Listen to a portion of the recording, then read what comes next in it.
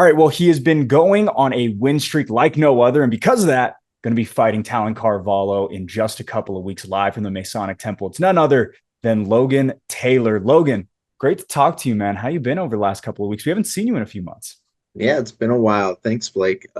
Yeah, I've just been training and doing my thing. I wanted to get a fight earlier, but I was told to wait for the title fight, and I was like, okay, sure. So, what was your reaction to the initial title fight offer? Because I think a lot of people were expecting someone, and when it came to you, it was like, oh yeah, that totally makes sense. He has been on an absolute roll. Yeah, I mean, I was pretty much expecting it because in my last fight, I called out Zach. I was like, yeah, I want the title fight. I'm 4-fight win streak.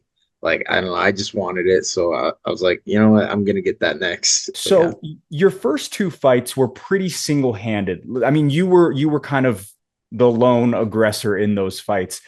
Last two fights have been a little bit closer. I want to talk to you about the Austin Munoz fight specifically. Was that fight harder than you had expected, given the fact that Austin was kind of a late replacement? Then you had someone else, and then he came back. It was kind of a weird, tumultuous lead up to that fight. Yeah, it was a weird fight. Mad respect to Austin, but like he was good. He had crazy good striking, but and I was off that fight. That was weird. Like I just didn't have I was on top of my game, and like the first round I felt slow and sluggish, but I was able to get out in the second round and get it done. You saying that you were off that night, did you feel it on the stool? Were you like, dude, like what is going on? Well, no, like I felt like great. Like my cardio was great. It was weird because like stuff was happening that night. Like they broke through the remember they broke through the cage. That was right before my fight, so I had to wait an extra 45 minutes. Yeah. And like I was all hyped up, ready to go, and then that happens, and I had to cool back down and wait another 45 minutes to go back out there. And then I was out there and I was pretty slow the first round. I think that was like one of my worst fights because my striking was like it wasn't that good in my opinion, but I've definitely gotten a lot better. What was kind of that mindset in the back from, okay, I'm about to go on in probably the next, 10 minutes or so versus I have to wait another hour for them to fix the cage? Like, what is going on? It was deflating. Like I was all warmed up with my coach Dane, and like we already got went through our entire like process of warming up and getting ready, and then that happens, and now I don't even know if like I'm gonna be fighting because like the cage is broken. Um, but I just had to re-warm up again another 30 minutes later, and I was just kind of at a stagnant point right there, and I didn't know what was going on. But yeah, so I felt weird going in. And then the first round I had to like wake up, and then I finally did in the second round. Talking about waking up, you have been met by I don't know if you've noticed this, but as I was watching back tape getting ready for this fight for you, every opponent that you have faced, at least at Fierce, I wasn't able to watch live your Front Street fight a couple of months ago, but every fighter that you have fought has been all gas, no brakes, super aggressive in your face. Like you haven't had a second to breathe in there. Is that something that you kind of like, having someone kind of almost react to everything that you're doing and them react to everything that's going on as well? Yeah, I mean, I love pushing the pace, and I like entertaining fights. I'm not like the type of guy to just sit back and wait for stuff to happen. I just like to push forward, and when someone else pushes forward with me, then just fireworks happen, and I love it. So I don't know, I thrive in the chaos. So you have one of the greatest highlights in Fierce Fighting Championship history right there, matched with your good teammate David Kim, is the only two people in my recent memory that have landed a suplex in the Fierce Fighting Championship cage. What was it? Can you kind of break down the suplex for me? Because it was just kind of perfectly placed. And that's really the only time you can't force a suplex, right? Like that is Mhm. something that kind of has to naturally happen. Can you break down how you landed yours? Well, I remember it was like I rocked the dude. Like I threw a head kick and I scraped it. I scraped his head, and then I right hook and I knocked him down. And then and then what was it? And then he got back up, and I was behind him on his back, and I just felt it. Like it just felt right. Sometimes like people will tell you the suplex just feels right. And I wrapped around him and I just was able to lift him up over my head and I got it. And then I got into locked in the choke and finished it. Up to this point, like I said, your first two fights, you kind of cruised through a little bit. Your last two fights were significantly more difficult. In your eyes, what has been the most difficult fight and your most difficult opponent up to this point? Um, Probably my third fight so far. That one went to decision. I wanted to get a finish, but I couldn't. Couldn't get it out. But that was able. Honestly, I say like that's my best fight, and that was my hardest fight so far because I was able to show everything, like most of the things I had, and like um, I was able to do what do what I wanted out there, and like I was able to get unanimous decision. I wasn't able to get finished, but um, it was still a really good fight in my opinion. Yeah, again, I don't mean to sound like a broken record, but the first two fights weren't nearly as difficult. That third fight, obviously, kind of everything is being thrown at you, and the shots are sticking the way that the others, were in the past. How did you kind of adjust in the cage and go, okay, I'm not fighting someone who's going to go down with, one specific move or one specific combination. This is going to be a dogfight over the next 9 minutes. Yeah, he was really tough, and he was a lot taller than me and lanky, and I needed to play the game on to get inside more on him because he had range, but he kept stopping me with his like body kicks, head kicks. He kept throwing those like his punches, they weren't really like doing much, but his kicks kept hurting me, and it was just difficult to get like in there. And I remember thinking mid fight, like, wow, this guy's tough. Like, because I go into every fight thinking I'm gonna take him out. Like, I mean, I'm ready for going all rounds, but I'm like, I'm gonna take him out first round, and then I realize I'm not gonna do that to this guy. He's a lot tougher. So yeah. How did you like fighting in Idaho? Obviously, your hometown, and that's the reason that you kind of went up there. But what was it like being able to fight in your home state? How Yeah, was it it? was it was awesome. All my friends and family came to visit. It's tons of people I know. I think I sold like 40, 50 tickets. It was amazing. And then I had like a whole stand of friends and family just cheering for me. Like it was such a good feeling. And then afterwards I was able to go back and meet them all and take pictures, and it was super fun. I reach out to all the fighters when they make their debuts, and you mentioned how important and vital your dad has been for you over the years. Obviously, he has been important to you throughout your entire life. What is it specifically that he has done to help you so much in your martial arts career and your wrestling career as well?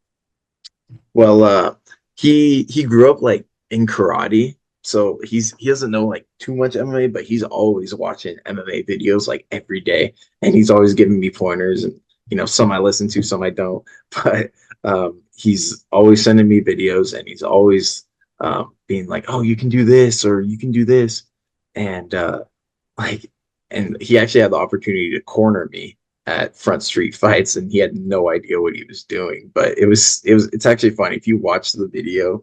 He like has the ice pack, and he's like touching like on my chest, on my shoulders, on my head, and like he left the chair in the octagon as well in the video. Um, but like it's just funny stuff to look back on. But uh, I love that he's there. Oh my, okay, you just opened up a can of worms. I got to ask you a little bit more about this. So your dad was in your corner, doesn't necessarily have a ton of MMA knowledge. How did that all come to be? Was it just, hey, you have an extra person that you could potentially have in your corner? What was that all like? Well, so we went down to Idaho, and it was just Dane and Amy that came down with me to coach me.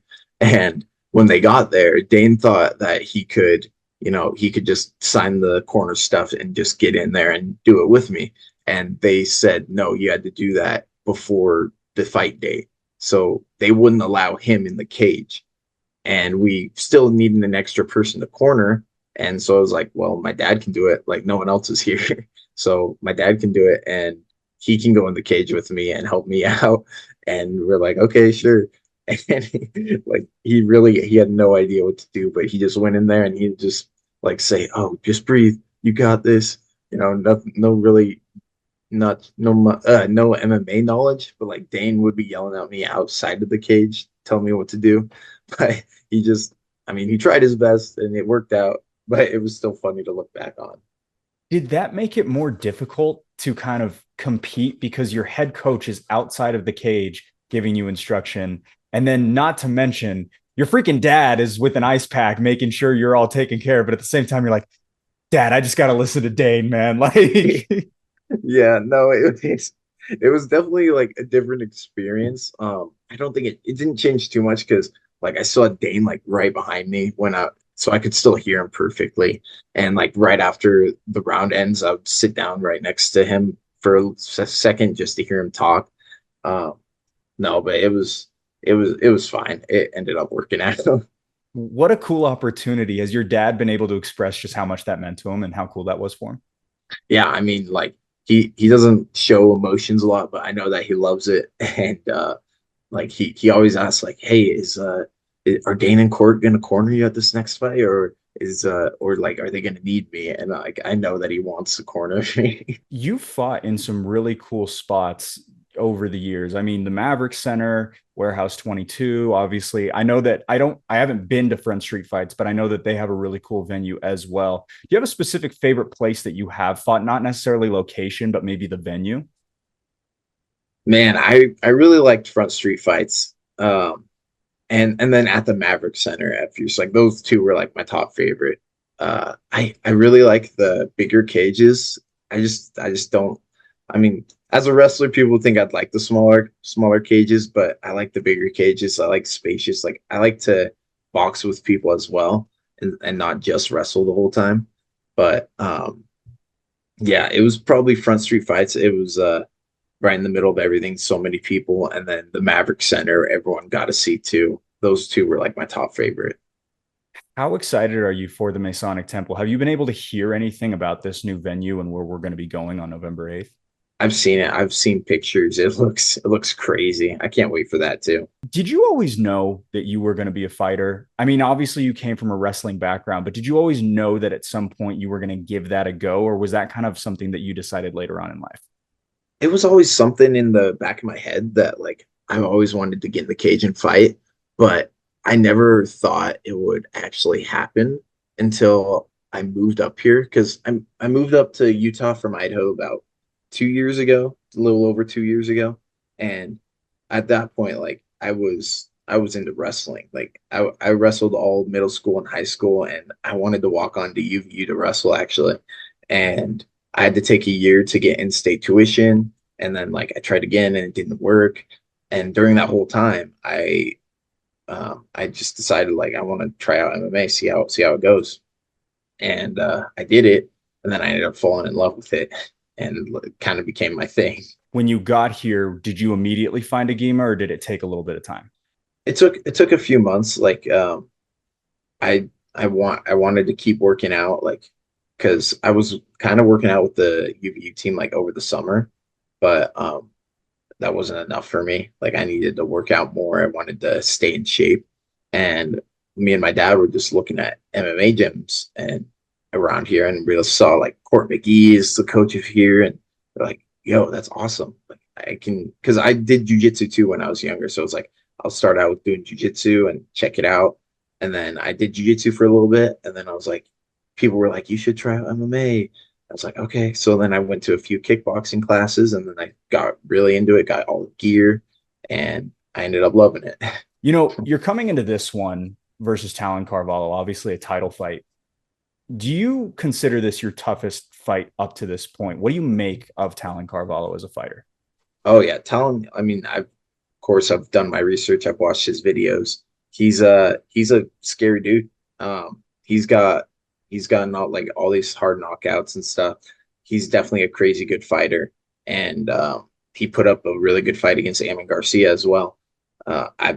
He's like no slouch. So I've been training really hard for him, and I'm continuing to train hard. I think it will be probably one of my toughest fights. So I'm Have you excited for it.